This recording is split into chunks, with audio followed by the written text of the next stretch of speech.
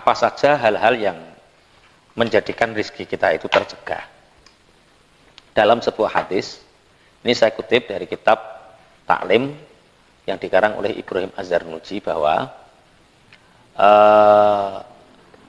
sabata bihadzal hadis an-nartikaba dzambi sababu khirmani rizki khususon al-kadzib.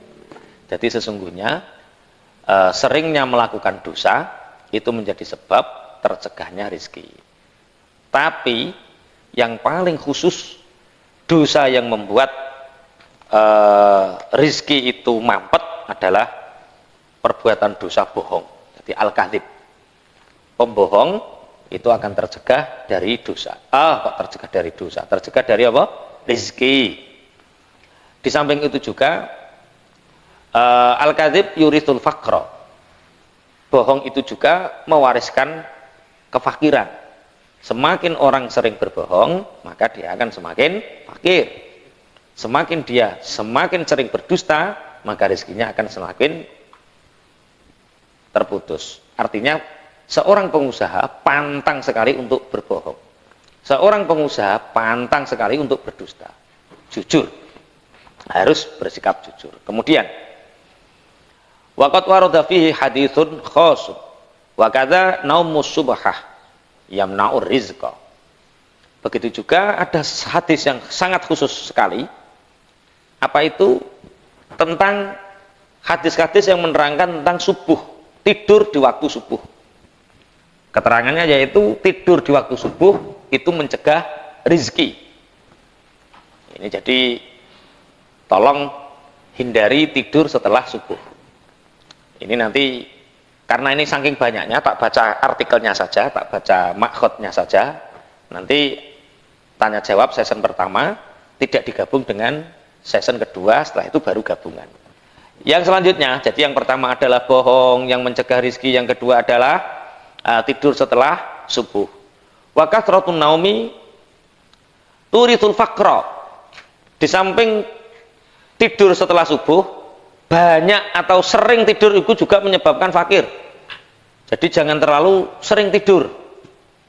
Pagi tidur, siang tidur, sore tidur, malam tidur. Urip kok entek nggo turu. Urip kok entek nggo turu. Nah, ya bener, banyak tidur itu menyebabkan fakir. Tapi ada lagi sesuatu yang diakibatkan karena banyak tidur, di samping tusul fakro wa fakrol ilmi aidon, juga orang yang sering tidur itu fakir ilmunya. Artinya fakir ilmunya itu tidak bisa diajak untuk belajar. Makanya ada satu syair, wakilah ini dari Sayyidina Ali, wakilah dari yang lain, yaitu jangan kalian perbanyak tidur. Sururun nasi fi lubsil libas wa jam'ul ilmi fi tarkin nu'as. Bahagia sekali orang yang bisa memakai pakaian dan mengumpulkan ilmi itu di dalam meninggalkan ngantuk. Jadi wong nek sering ngantukan ya ora oleh ilmu, wong nek iso nganggo pakaian sing apik iku ya iso ayem. Tapi begini, jadi orang itu harus orangnya baik walaupun pakaiannya baik. Bisa jadi pakaiannya baik, orangnya baik tapi pakaiannya tidak baik. Misalkan ibu melamar seorang laki-laki itu seneng wong yang ganteng pakaiannya elek, apa wong yang elek pakaiannya apik. Milih sing dikira-kira. Ya kudu wonge sing apik timbang pakaiane. Kuwi ora pilihan jenenge. Iya, nek wong apik, wong ganteng iku rasah pakaian lak ya ketok ganteng. Oke, dilanjut. Jadi orang yang ingin ilmunya tambah itu tinggalkan ngantuk. Satu, penghambat rezeki tadi apa? Bohong. Yang kedua, tidur setelah subuh. Yang ketiga, karena banyaknya tidur. Kemudian Ibrahim Az-Zarnuji lagi menambahkan, yaitu wan naumu uryanan, tidur dalam keadaan telanjang itu menghilangkan rezeki. Makanya ulama-ulama itu memberi petunjuk kepada kita, kalau kita tidur pakailah celana yang obrong-obrong, pakai baju atau kaos yang sekiranya kita itu tidak membuka aurat. Jadi tidur telanjang itu menyebabkan tertutupnya rizki. Wal baulu uryanan. Ini yang beda dengan dahulu ya, zaman mbah, zaman ibu. Karena meyakini bahwa masuk kamar mandi, kencing dan mandi dalam keadaan telanjang itu juga mencegah rizki. Dulu ulama-ulama itu kalau mandi itu pakai pakaian. Jadi ada khusus, dan ini di tradisi pesantren masih banyak terjadi karena memang ngajinya seperti ini. Jadi dulu saya saat masih di pesantren biasa, jadi ada baju khusus mandi. Jadi sarung, kaos khusus genggu gabyuran terus. Nah, saya kira duwe bojo iki rada tertib. Wong ning jero kamar mandi wae, enggak ada yang tahu alasannya gitu. Tapi kita tetap hati-hati. Jadi kencing telanjang, tidur telanjang itu menyebabkan tercegahnya rizki. Kemudian wal aklu junuban, yang mencegah rizki selanjutnya adalah makan dalam keadaan junub, habis dengan suami, habis dengan istri, kemudian belum mandi jenabat, sudah minum, sudah makan. Nah, itu menyebabkan tercegahnya rizki. Bagaimana kalau sudah sangat kebelet ingin makan? Ya wudhu dulu. Wudhu dulu baru makan. Kemudian wa muttaqi'an ala jambin. Senden. Nah, seperti Pak Eko ini, seperti Pak Eko. Nah, menengi Pak Eko. Wa muttaqi'an ala jambin, ini menyebabkan fakir ya. Posisi seperti ini, maksudnya senden bisa jadi tangan di belakang satu, bisa jadi tangan di depan satu, bisa jadi senden yang muttaqi'an ala jambin. Jadi senden yang sasiseh. Lah, wis plek Pak Eko tadi. Nanti senden di satu sisi. Nah, itu menyebabkan fakir. Rizkinya tercegah. Walah.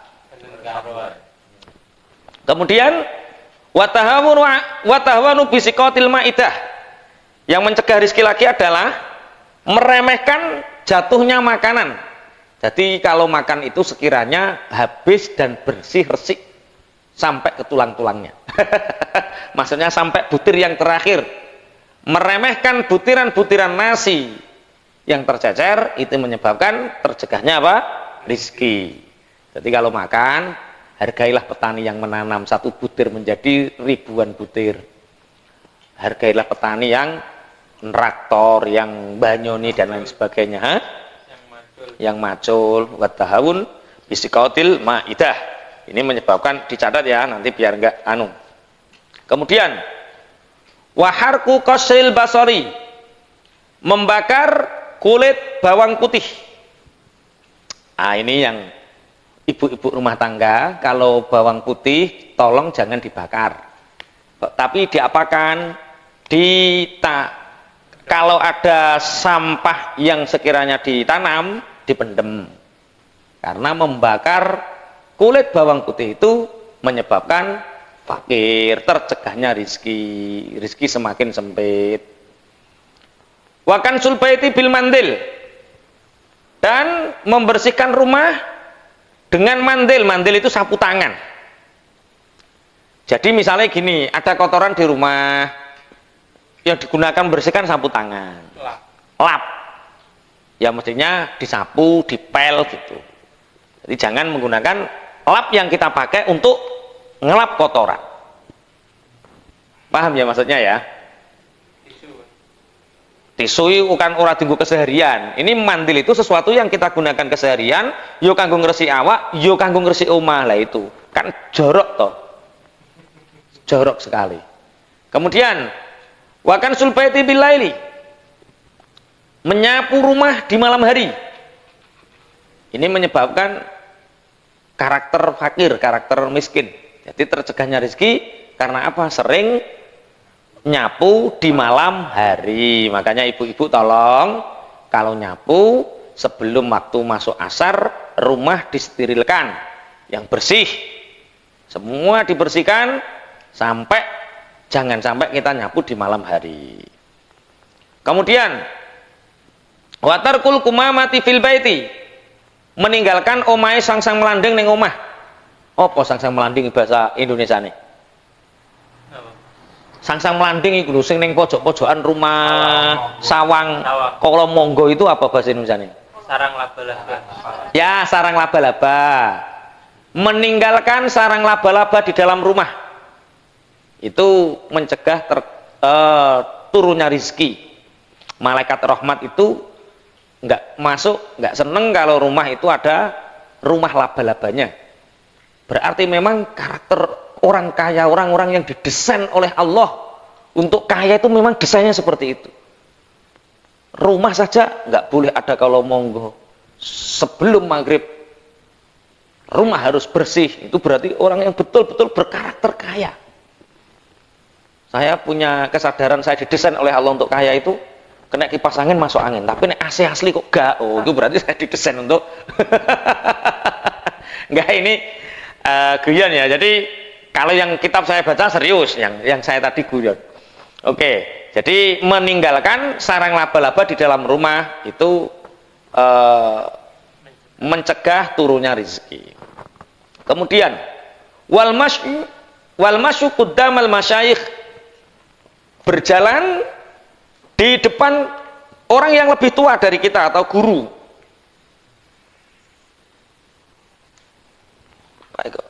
Berjalan di depan guru, berjalan di depan masyayikh, orang yang lebih sepuh. Ini menyebabkan fakir. Nanti kalau jalan lihat-lihat. Kalau ada orang yang lebih sepuh, jangan berjalan di depannya, tapi di belakang. Ini termasuk keterangan ini, yaitu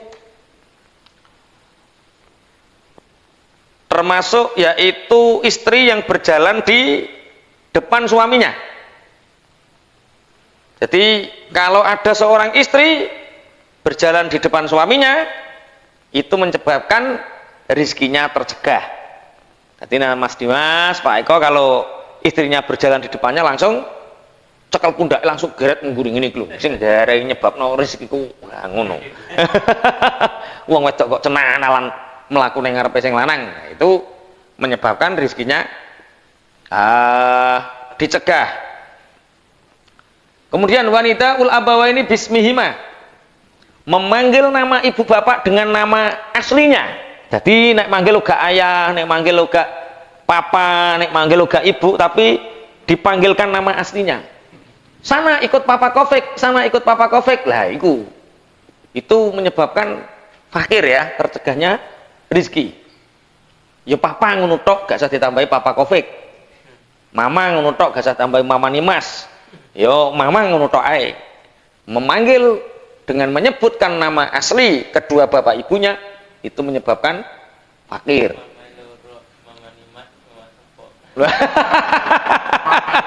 Iya biasanya kan begitu ya. Terus mamane loro, mama Nimas karo mama sapa kon. Ya, wal khalalu bi kulli khosyabatin. Apa selilit itu apa jenengane? Nyelan-nyelani untung nganggo selilit itu apa namanya? Selilit. Bahasa Indonesia ini selilit ya? Hah? Nah, menggunakan tusuk gigi dengan semua kayu. Misalkan wayah di dapur dicukup nggo selilit, wayah apa lah itu nggak boleh. Kalau ya sembarangan menggunakan tusuk gigi. Nah, itu tusuk gigi itu harus yang tusuk gigi itu. Kalau sembarangan itu menyebabkan tercegahnya apa? Rezeki.